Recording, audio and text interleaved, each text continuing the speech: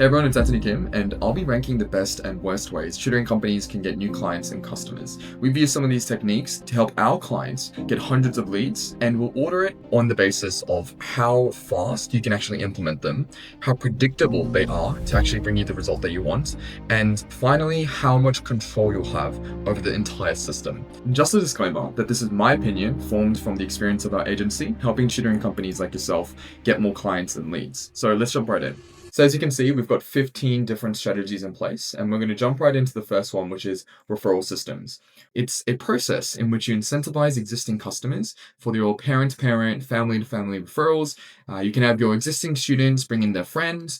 It's high trust, and you get cheap leads out of it. It doesn't take much. In fact, it's completely free, but you need high satisfaction in your existing service. Your clients must love what you do, and you need a structure in place to get this reliably with the follow-ups and everything. It's a medium speed, high predictability, but low control strategy. And although it compounds, it requires you to have an existing customer base that it's large enough for you to rely on. So it's much more of a late game strategy. So we'll be ranking this referral systems in a B. Moving on to database reactivation, this is an amazing strategy. What it is you take your existing lead database. So over the years of running your business, you would have collected a database of your past customers or your past inquiries, and you take that list of at least 100 or several hundred, and you reach back out to them through emails and SMS structures with a follow-up. And it brings you very high ROI, in fact, the highest ROI and the easiest wins. On average, you'll see 3% of your lead list becoming customers again, or at least booking an appointment with you. But the weakness is the size of the list. It's high speed, high predictability, and high control. So, of course, we're putting that in a S. Database reactivation is our first S tier. Moving on to paid ads. Now, I'm not going to talk too much about paid ads. It is undoubtedly the best method. It's high speed, high predictability, high control. There are a few strengths and weaknesses that I do want to talk about. The strength is that you have very high leverage, scalability, and control. The metrics are all there, and you're able to put out your best content. The weakness is you can't run paid ads without a validated offer. You need a validated offer, or else you'll be burning cash. You also need a relatively good sales process. Now, this doesn't have to be too in-depth. It could just be you as a founder hopping on a call with every appointment you book. You need to have really strong messaging, however. So your copy needs to be good, that resonates and has congruency alongside the ad. If you have a landing page, a landing page. If you have a lead form, a lead form. But overall, it's a method that works very well for medium to large scale tutoring companies. So that is another S that we're putting paid ads into. An S. The next strategy is automated cold outreach. So if we move over to here, automated cold outreach is a process in which you take a bulk lead list and you mass message them or cold call them. It's very low cost and it won't take much. And in fact, it's very fast, right? You're automating the process. However, it will bring you low trust leads as well as inconsistent results because it would highly depend on the type of lead list that you got and how you got it. It's very similar to database reactivation in the difference that database reactivation takes your existing lead list, whereas automated cold outreach, you're likely purchasing these lead lists or you're getting it from external places such as third party. It's got high speed, but low predictability and low control. For that reason, we're putting automated cold outreach in the C tier. Next, we have content and personal brand. Now, personal brand is a term that gets thrown out a lot, but with organic strategies like this, it's a method in which you build trust at scale through consistent videos, posts, and thought leadership. The strength is absolutely a strength. You have a system in which it's free to post, it compounds in long term, and it builds authority in your market. Think about the time when you're buying any service out there or any product. The first thing that people do is search it up online to see if there's any videos, to see if there's any content out there for you to consume, right? You're looking at reviews online. You're looking at if a business is actually open, has its open doors, not through its website, but through if it's on social media, if it's posting on Facebook, Instagram, YouTube, Google. The weakness, however, with content and personal brands is that it's very slow to start. At the beginning, it's going to be post after post with no direct results. But with the right consistency and cadence, you're able to build a system for free that brings you so many leads and customers. With content, when it rains, it pours. So, although the speed is quite slow, the predictability is high and the control is high. And for the reasons of the high predictability and the high control, we're putting content and personal brand in an S tier.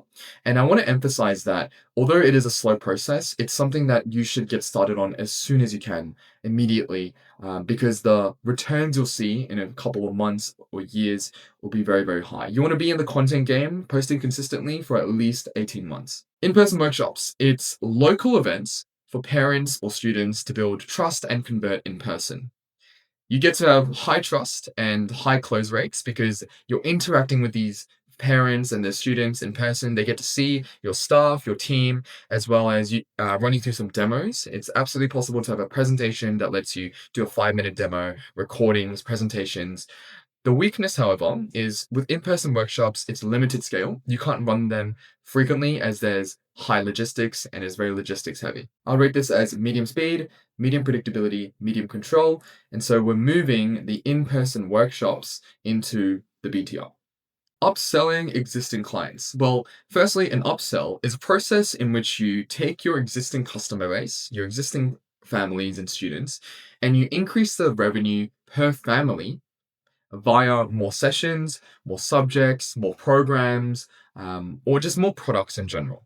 The strength is that you get the highest margin growth because you're taking your existing customers and just raising their per family lifetime value. You're not having to pay for the attention and the traffic because they already know who you are. They've already used your service. However, the weakness with upselling existing clients is that it's limited to your current customer base. And furthermore, you need your upsell to be even more powerful than the existing offer that you have and that you're providing to the family, as well as it being worth it enough and for there being a reason for them to actually purchase it. Because you're utilizing your existing customer base, the speed is going to be very high. All you need to do is send them a message or an email describing and introducing your upsell and providing the value and the reasons they should engage with it. It's got medium predictability as not all customers will engage in your upsell, and it's got relatively high control. So we're putting upsell into the ATR. The next one that we're looking at is word of mouth and walk ins. Now, if you've got a physical center, that's when walk-ins is going to apply, but word of mouth also applies across every single business. Parents will hear about you organically and reach out. The strength of word of mouth and walk ins is undoubtedly very strong. It's got extremely high trust because the parents reaching out to you and inquiring have heard about your business and your service from either your existing or your past customers. And that brings incredibly high trust because it's a natural case study in which your existing customer has shared their experience, what they've gone out of it, and it's been good enough in that they reach back out to you. The weakness, however, is that it's completely passive. There's nothing you can really do in order to raise the number of walk ins or word of mouth. So, for that reason, it's very low speed. You need to compound in order to build this amount of scale in order to rely on it completely. It's got relatively low predictability, as in you don't know when these inquiries will come in. And it's got low control because it's completely passive. You could almost say that it's got no control at all. And so we're also putting word of mouth and walk-ins into the C tier. Next up is SEO, and we're talking about early stage SEO for the tutoring companies and businesses that are not exactly scaled yet and that don't have a reliable appointment booking system in place. Search engine optimization, or SEO, is a process in which you aim to rank high on Google and search engines for searches like maths tutor near me, or English tutor near me, or selective programs near me. The strength is that it's free inbound leads in the long term. However, the weakness also comes from the fact that it is long term. It's slow and it's competitive early, and you have to put attention into it because it's very easy for competitors to come in, steal your keywords, make sure they rank even higher than you. So you need to be really on the ball. Relying exclusively on search engine optimization at the early stages when you don't have an existing appointment booking system in place, it's going to be very difficult. It's going to be low speed. It's going to be relatively medium predictability, medium control. Although you do have the metrics, you're not going to be able to rely on it and you're not going to be able to scale it per se until you're past that early stage where you have more students, you have more case study, more revenue to actually dedicate to the system. And so we're putting SEO in the BTR. Moving on from SEO, we have lead magnet and email nurture. What we do here is we offer a free resource in exchange for a lead's contact details, and then you nurture them over time. Now, lead magnets have a plethora of different types, and we've talked about this in one of my previous videos if you want to look at it extensively and in full. But the strength in lead magnets and email nurture is that you get to build a pipeline at different levels of trust and familiarity, and you get to build trust passively because you're providing value. When you get to provide value for free or for a small cost, the lead will get to experience your business as almost a free trial. And they will likely go to the business, if they're looking at their options, that provided the most value when it was free and before they even signed on. So if you're able to provide a lead magnet and an email nurturing system, you get to build trust and you get to do it passively, which is an amazing thing. The weakness is that you need traffic and you need strong messaging. So oftentimes what people do with lead magnets and email nurture is they kind of couple it with another strategy, for example, paid ads. You get to build the traffic that lead magnets need through paid ads and funnel that into the lead magnet, which then builds trust. And then you can contact and reach out to them manually to build the appointment booking system. You get to book appointments with them after the nurturing process. If you layer those strategies in place, it becomes extremely powerful. However, on its own, with lead magnets and email nurture, it's relatively medium speed. The nurturing process can take a little while. The predictability isn't fully there. However, the control is excellent. You get to create the lead magnet. You get to build up the email messages and the copy that they'll be viewing and they'll be receiving. And you also get to layer it on with all these other strategies. So it's extremely controllable. There's no third party or external software that you require to do a strong email nurture and lead magnet system. Of course, you can make this process much more automated through email nurturing, through sending emails on autopilot. And that is extremely powerful and even more control. We're putting email nurture and lead magnets into the ATR. Moving on from this, we have buying leads from lead vendors. It's a process in which you purchase shared leads from third-party providers and marketplaces, and you do get a quick volume of a high amount of leads.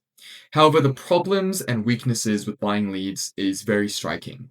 Firstly, if you use marketplaces and lead lists, oftentimes through third parties, these are going to be recycled, as in your competitors are going to be able to directly access these leads as well. Oftentimes, if you're getting your leads through marketplaces like Fiverr or hiring people, it's really difficult to verify whether your leads are being duplicated and shared to your competitors. And your quality and exclusivity is not guaranteed. It is a huge, huge weakness. You're essentially paying the same amount of dollars for a system that just does not work as well as its alternatives. With the same amount of money that you're spending buying leads, you can build an extremely powerful lead magnet and nurture campaign. You can build paid ads systems for the same price per day. And you could also build it with the same amount of money, but that delivers multitudes of the number of results and the quality of results that buying leads gets. We don't want to be buying leads despite the high speed, because why does speed matter if you're not getting the quality that you need and it resulting in poor leads? We're putting buying leads into the D tier. You don't want to be buying your leads.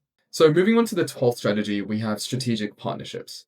Here we collaborate with schools, adjacent businesses, so businesses that service the same avatar as you, however, it's a different service. So for example, if you're doing tutoring, it might be music schools, it might be after school cares, it could be extracurricular activities. You're collaborating with them and community groups to get their referrals and utilizing their audience. So you could have a partnership in place in which you recommend some of your students to them if you think it's a right fit, and they can recommend some students to you. The strength is that you're leveraging other people's audiences. However, the weakness is that it depends on what type of strategy you have in place, as well as the relationship you have. Furthermore, you've got low speed because there's no guarantee on how long it'll take to bring in a new customer through this method. The predictability is relatively medium, and the control is quite low. So strategic partnerships, they work. However, it wouldn't be a strategy you'd rely on solely to bring new customers. I would layer this on top of other strategies in place. On its own, we would put strategic partnerships into the CTR. Next up, we have flyers. Now, we see flyers all the time. We see flyers in person, physically, distributed on poster walls, on the streets. We also see it online in Facebook groups. Flyers can look like an infographic or a simple A4 sheet where you have their contact details that they can take on the bottom. and some information on what you provide. It's a way to build an awareness relatively cheap. However, you're going to find very low response rates or low quality. The people that actually interact with the flyers aren't going to be your ideal clients. They're going to be just curious. And furthermore, in the modern day, you're going to see on these Facebook groups that you're posting these flyers on so many other competitors also posting. You're going to be fighting for the attention of your prospect, looking at all of these different generic posters and flyers that look all the same, that provide no extra value or extra offer. It's going to be extremely low speed because the response rates are going to be low, very low predictability, and medium control. We don't like flyers because there's so many better ways for you to get the attention and the awareness and to build it up reliably and in the long term. You want a method that really scales, and flyers are not that. It's not a scalable way for you to bring clients and customers reliably. So we're putting flyers in the D tier alongside buying leads. Second to last is live webinars. Now, live webinars, just to go into a bit of detail, is a process in which you host a value-packed online session that converts your attendees into bookings. Oftentimes, you go through a presentation, you might do a little bit of a Q&A session. What companies do at scale is they pre-record these live webinars. So you actually record in one take, you going through the presentation. But then when it comes time to do the actual webinar, it's completely live. The attendees are all going to be watching live, and you just play the pre-recording. You don't do a Q&A session, you just play the recording, and that's an excellent way for you to scale across the board. You can have hundreds and hundreds of participants per webinar, and it's a way for you to build authority and close multiple parents at once with a really strong CTA at the end. And they're going to be sitting through this presentation that you have, talking about everything that you're good at, all the case studies that you have, all the value you can provide, your very strong offer, and you're able to do it effectively in a scalable way. It's very similar to in-person workshops. However, there is that scalability element. The weakness with live webinars is that you need promotion and traffic to have the attendees in place where it becomes worth it and where it becomes predictable and reliable. The method to do this, of course, is going back to paid ads. You can use paid ads to bring attendees and to bring the awareness and promotion that you need for live webinars. So that kind of boosts up both live webinars and paid ad strategy. You're going to have medium speed because it does take some amount of effort. You can't hide away from the effort it takes to build an excellent offer, an excellent promotion, an excellent presentation, and the logistics in place to pull this off. It's not very hard. There is an easy way to utilize Zoom, simple Google Meets, as well as Google Slides and PowerPoint presentations to nail this. And the logistics aren't as heavy as, let's say, in-person workshops where you actually have to rent out a place and you have to make sure there's a way for them to come in person. Live webinars online are excellent. The speed is going to be in the medium range, predictability is going to be relatively high, and the control is going to be excellent. You can directly take your attendees and put a strong CTA in front of them, and they're more than likely to click. And it's a reason we're going to put it into the STR. And now, last but not least, we have our 15th strategy, and that's founder-led conversations. Now, if you're watching this video, I'm assuming that you're a founder of a tutoring business and you're wanting strategies in place to build your audience, build your customer base.